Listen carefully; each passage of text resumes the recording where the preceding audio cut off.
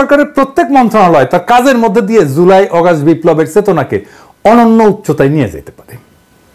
প্রত্যেকটা মন্ত্রণালয় না মূর্তি বানায় না, টাকা খরচা করে দিবস পালন করে না, বরং ওই মন্ত্রণালয়ের একটা গভীর এবং জটিল সমস্যাকে সৃজনশীলভাবে সমাধানের মাধ্যমে। শুধু তাই না, বিপ্লবের এই বার্তাকে সারা দুনিয়া পৌঁছায় দেওয়া যায়।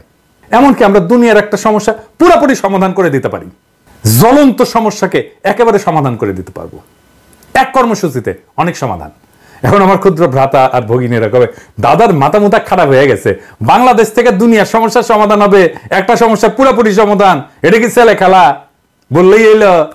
তাহলে আসেন দেখি। আমি আজকে দেখামু একটা পরিকল্পনা স্বাস্থ্য মন্ত্রণালয় নিয়ে। যথেষ্ট সময় আছে পরিকল্পনা বাস্তবায়ন করার জন্য, আমাদের টাকাও খরচা হবে না, বরং আমরা টাকা পাবো। শুধু টাকা পাওয়া না, আমরা সারা দুনিয়া একটা পজিটিভ ব্র্যান্ডিং করতে পারবো বাংলাদেশের এবং বিপ্লবের। কিভাবে আসেন সেটা দেখি।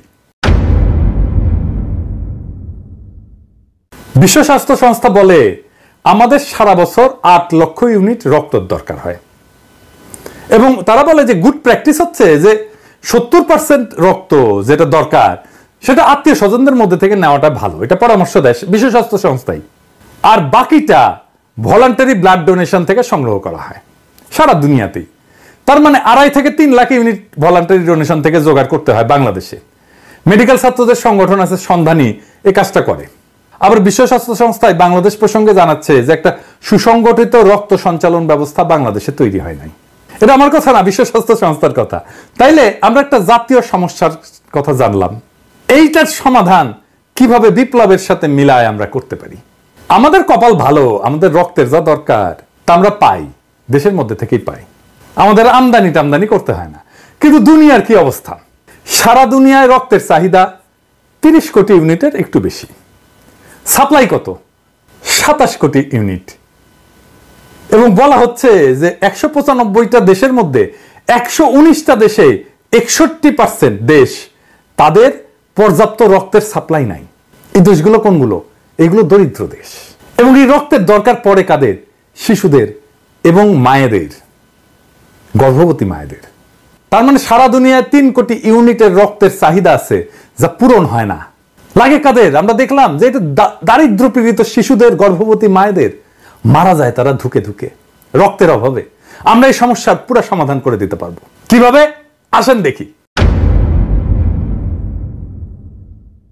আমরা আগামী 16 জুলাই বেলা 3টা, যেই মুহূর্তে আবু সাইদ শহীদ হয়েছিল, সেই মুহূর্ত থেকে 5ই আগস্ট বেলা 11টা পর্যন্ত যখন হাসিনা পলাইলো, সেই মুহূর্ত পর্যন্ত সারা দেশে রক্তদান কর্মসূচি চালাবো।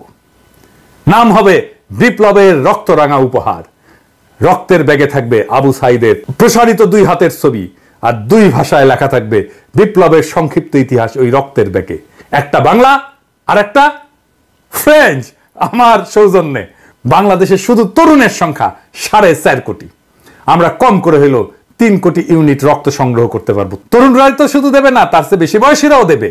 সবাই উৎসব করে রক্ত দিতে যাবে। রক্ত দিয়ে সে নিজেকে কানেক্ট করবে 24-এর বীর যোদ্ধার শহীদদের সাথে। সে মনে করবে সে নিজেকে মহাজীবনের সাথে যুক্ত করছে। সেই মহাজীবন, যে মহাজীবন আমাদেরকে মুক্তি দিছে, যে মহাজীবন বিপ্লবের মাঠে, বিপ্লবের রাজপথে বীরের মতো লড়াই করছে, জীবন দিছে, আহত হয়েছে। একটা জাতীয় পুনর্জাগরণ হবে প্রত্যেক বছরে ঠিক বিপ্লবের সময়গুলোতে। এমনিতেই নানা অনুষ্ঠান কর্মসূচি হবে এই সময়টা জুড়ে। স্বাস্থ্য মন্ত্রণালয়ের এই কাজটা একটা সম্পূর্ণ ভিন্ন মাত্রা দেবে এই সময়টাকে। আমরা বিশ্ব স্বাস্থ্য সংস্থাকে বলবো আমাদের টেকনিক্যাল অ্যাসিস্ট্যান্স দাও। আমরা বলবো আমরা রক্ত সংগ্রহ করে দিচ্ছি, সংরক্ষণ করার ব্যবস্থা করে দাও, ক্রায়োপ্রিজার্ভেশন করার ব্যবস্থা করে দাও। এত লার্জ অ্যামাউন্ট রক্ত ক্রায়োপ্রিজার্ভেশনের জন্য অনেক লজিস্টিক্স লাগবে। বিশ্ব স্বাস্থ্য সংস্থা আগায় আসবে আগ্রহ ভরে এই কাজটা করে দেওয়ার জন্য, কারণ সারা দুনিয়ার সমস্যার সমাধান হয়ে যাবে। রক্তের এক্সপোর্টের রেগুলেশন আছে অনেক, আমরা বিশ্ব স্বাস্থ্য সংস্থাকে কাজে লাগাই, এই রেগুলেশনগুলো আমরা ইমপ্লিমেন্ট করতে পারবো। আমরা টাইম পেলাম অনেক এই সব কিছু করার জন্য। আমাদের তরুণদের একটা চেক আপ হয়ে যাবে, কারণ রক্ত দেওয়ার আগে একটা চেক আপ করতে হয় ম্যান্ডেটরি। কি কি? HIV, সিফিলিস, হেপাটাইটিস সি আর বি এর টেস্ট হবে। বিশাল একটা স্ক্রিনিং হয়ে যাবে সবার মুফতে। অবশ্য ছাত্রলীগের খাইস্টাগুলো ধরা খাবে। ডাক্তার এসে কবে এই এদিক আসো, সে কবে কি হয়েছে ডাক্তার সাহেব? কবে তোমার তো সিফিলিস, তুমি ছাত্রলীগ করো। হ্যাঁ ভাইরা দেখেন সারা দুনিয়ায় কি রকম পজিটিভ ইম্প্যাক্ট পড়বে।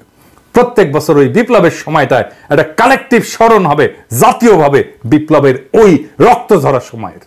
এই প্র্যাকটিস যদি জারি রাখতে পারি তাহলে আজ থেকে কয়েক যুগ পরেও এই বিপ্লবের রক্তদানের ইতিহাস জানবে আমাদের ভবিষ্যৎ প্রজন্ম। শুধু ভবিষ্যৎ প্রজন্ম না, সারা দুনিয়া জানবে কেন এই রক্তটা আমরা পাইতেছি।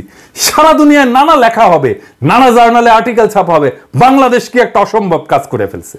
যেই কাজ বিশ্ব স্বাস্থ্য সংস্থা সারা দুনিয়া করতে পারে নাই, আমরা সেটা সম্ভব করে দিছি 1 বছরের মধ্যে। কাজটা স্বাস্থ্য মন্ত্রণালয়ের, কিন্তু বিপ্লবকে স্বাস্থ্য মন্ত্রণালয় তার রেগুলার কাজের সাথে একটা ক্রিয়েটিভ ইনপুট দিয়া একটা বৈশ্বিক সমস্যার সমাধান করে ফেলতে পারবে। সারা দুনিয়াতে বাংলাদেশের পজিটিভ ব্র্যান্ডিং করতে পারবেন স্বাস্থ্য ক্ষেত্রে। শুধু স্বাস্থ্য ক্ষেত্রে না, সারা দুনিয়ায় ছড়ায় যাবে। এটা পত্রিকায় ফিচার লেখা হবে। সারা দুনিয়ার একটা বড় সমস্যার সমাধান করে দিতে পারলে সেটা নিয়ে পত্রিকায়, সারা দুনিয়ার আন্তর্জাতিক পত্রিকায় ফিচার লেখা হবে। সব মন্ত্রণালয়ে এরকম ক্রিয়েটিভ কাজ করা যায়। এই কাজটা যত ক্রিয়েটিভই হোক না কেন, এটা স্বাস্থ্য মন্ত্রণালয় করবে? আমার অনুমান করবে না। 2টা কারণে। যে কোনো ক্রিয়েটিভ পরিকল্পনা তাকেই করতে হয় যে মন্ত্রণালয়কে লিড করে। স্বপ্ন দেখতে হয় লিডারকে, প্যাশন নিয়ে তার ড্রিমকে রিয়ালাইজ করতে হয় তাকেই, লিডারকে। করতে পারলে এই পরিকল্পনা বাস্তবায়ন করলে ভালো, আমি তো খুশি, আপনারাও খুশি। না করলেও অসুবিধা নাই। আমার ক্ষুদ্র ভ্রাতা আর ভগিনীরা দেখলো, ওইটাই আমার লাভ। তারা শিখলো আউট অফ দ্য বক্স চিন্তা কইরা কিভাবে দারুণ সব পরিকল্পনা করা যায়। আমার ক্ষুদ্র ভ্রাতা আর ভগিনীদের মধ্যে কেউ কেউ যখন ভবিষ্যৎ বাংলাদেশের কাণ্ডারি হবে, সেই দিন তারা হয়তো আমার এই আজকের এপিসোডের কথা স্মরণ কইরা দারুণ দারুণ সব পরিকল্পনা করবে। সেই দিন হয়তো আমি থাকবো না, কিন্তু ওই পরিকল্পনার মধ্যেই থাকবে আমার আজকের চিন্তা। ওইটাই আমার অমরত্ব, ওইটাই আমার কালেকটিভ মেমোরিতে বেঁচে থাকা। আমার আজকের ভিডিও আজকের স্বাস্থ্য মন্ত্রণালয়ের জন্য না, আসলে আজকের ভিডিওটা আজকের সেই তরুণদের জন্য যাদের মধ্যে থেকে আসবে আমাদের আগামী দিনের স্বপ্নের সেই রাজকুমার, যারা আমাদের মতো শুধু নিষ্ফল স্বপ্নই দেখবে।